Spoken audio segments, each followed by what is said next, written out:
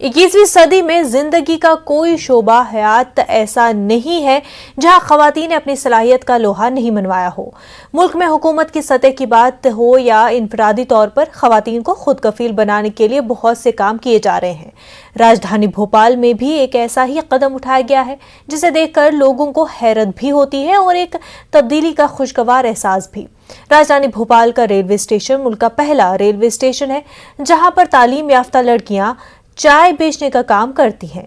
ये लड़कियां high school से लेकर बीएससी बीटेक तक हैं। प्रिया कुमारी और काजल श्रृंगी बीटेक है तो नंदिनी ठाकुर बीएससी ग्रेजुएट, मोना सिसोदिया, अलीशा बेगम और सुनैना कुमारी हायर सेकेंडरी का इम्तिहान पास कर चुकी है। ये लड़कियां मर्दों के रिवायती चाय के पेशे को न सिर्फ चैलेंज कर रही हैं बल्कि अपनी तालीम के साथ घर की किफालत में इस तरह से हाथ बटा रही हैं कि देखने वाले तारीफ करते हैं।